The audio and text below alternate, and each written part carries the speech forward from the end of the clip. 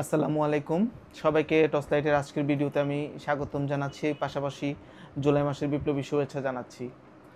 গত ২-৩ দিন আগে যেই ঘটে যাওয়া গোপালগঞ্জের ঘটনা, যেটা নিয়ে সারা দেশব্যাপী আলোড়ন, আপনি, আমি এবং প্রত্যেকটা মিডিয়ায় প্রচুর নিয়ে আলোচনা, সমালোচনা, মতামত, তার উপরে আবার তর্ক-বিতর্ক এটা চলমান রয়েছে। দেখেন, আমি এটা নিয়ে খুব সামান্য কিছু বলতে চাই। গোপালগঞ্জে একটি ঘটনা, যেটা এনসিপি, সেখানে একটা রাজনৈতিক দল, সারা দেশেই তার অধিকার আছে, যে কোনো জায়গায় নিরাপদভাবে তার সভা সমাবেশ করার অধিকার রয়েছে। তো সেক্ষেত্রে যেহেতু ১৫ বছর আওয়ামী লীগ দেশ শাসন করেছে এবং গোপালগঞ্জকে বলা হয় আওয়ামী লীগের তীর্থস্থান, তো সেই জায়গাটাতে এনসিপি গিয়েছে। এনসিপিকে তারা সরাসরি এক প্রকার আওয়ামী লীগ কী বলে শত্রুভাবেই দেখে, কারণ এনসিপি নেতাদের নেতৃত্বেই তাদের পতন হয়েছিল। দ্যাটস ওয়াই তাদের একটা সরাসরি ক্ষোভ কিন্তু ছিল, এবং এটা এনসিপিও জানতো, সরকারও জানতো। তো এই যে স্পর্শকাতর একটা জায়গায় আমি সমাবেশ করতেছি, এটা তো প্রশাসনের আগে থেকেই বোঝা উচিত ছিল, বা আগে থেকেই পর্যাপ্ত নিরাপত্তা ব্যবস্থা রাখা উচিত ছিল।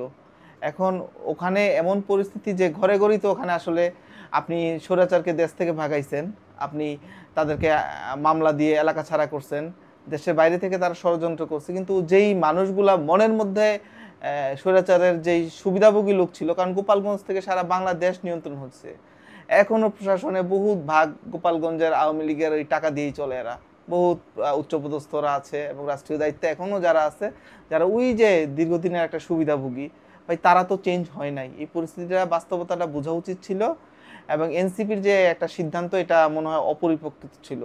এটা তাদের একটু ভেবে চিন্তে প্ল্যানিং নিয়ে আগানো উচিত ছিল, তাহলে আরও সুন্দর হতো। দেখেন, তারা পরবর্তীতে সেনাবাহিনীর সহযোগিতা নিয়ে এরপরে নিরাপদে সেখান থেকে আসতে পেরেছে, এটা ভালো দিক। কিন্তু যে কোনো কিছু তো হতে পারতো।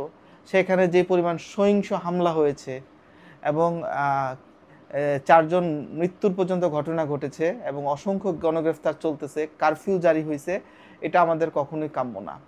হ্যাঁ, এটা অ্যানালাইসিস আসলে এটা কি কোনো পরিকল্পনার অংশ ছিল কি না। সেই ক্ষেত্রে দেখেন, সামনে নির্বাচন চাচ্ছে কারা আর নির্বাচন পিছাতে চাচ্ছে কারা, এই আলোচনায় যদি যাই, আমরা দেখি যে বিএনপি প্রথম থেকে নির্বাচন করে যাচ্ছে, আর সরকারকে এক প্রকার কি বলে উপকারভোগী সংগঠনই বলা যায়। এনসিপি এবং জামাত, তারা একটু এই ক্ষেত্রে বিএনপির মতো এতটা উদ্গ্রীব না, একটু কোমল তাদের আচরণ। এই যে গোপালগঞ্জের ঘটনার মাধ্যমে কি মেসেজটা পেলাম আমরা, যে দেশে আইন শৃঙ্খলা অবস্থা মোটেও ভালো না।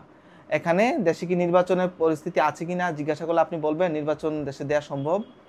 এরকম একটা মেসেজই ওখান থেকে বের করে আনা হয়েছে, এবং এটা হইতে পারে প্ল্যানিং ওয়েতে। হ্যাঁ, তবে বিএনপি সহ এবং অন্যান্য সকল দল আওয়ামী লীগের এই যে হঠাৎ করে তাদের একটা রিফর্ম হয়ে আক্রমণ, এটার বিরুদ্ধে সবাই অবস্থান করেছে, এটা ভালো দিক। কারণ আওয়ামী লীগ একটা দীর্ঘ জনরোষের ফলে তাদের পতন হয়েছে, এবং তাদের বিরুদ্ধে আমাদের সকলকে এক থাকতে হবে, এবং দেশকে যদি সামনে আগায় নিয়ে যেতে চাই, আওয়ামী লীগকে এইভাবে কখনোই অপকর্মের সুযোগ দেওয়া হবে না। আওয়ামী লীগের যে সন্ত্রাসী আক্রমণ, সেটাও সঠিক না, সেটারও তীব্র নিন্দা জানাচ্ছি, এবং তারা বিচার হবে।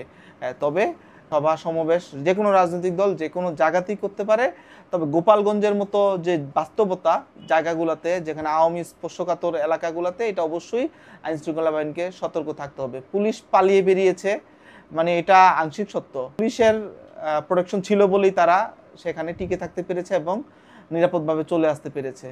তো আমরা বাংলাদেশে আশা করি যে চমৎকার একটা পরিবেশ তৈরি হবে, আমরা জাতি দল ভুলে একটা নির্বাচনের দিকে আগাবো।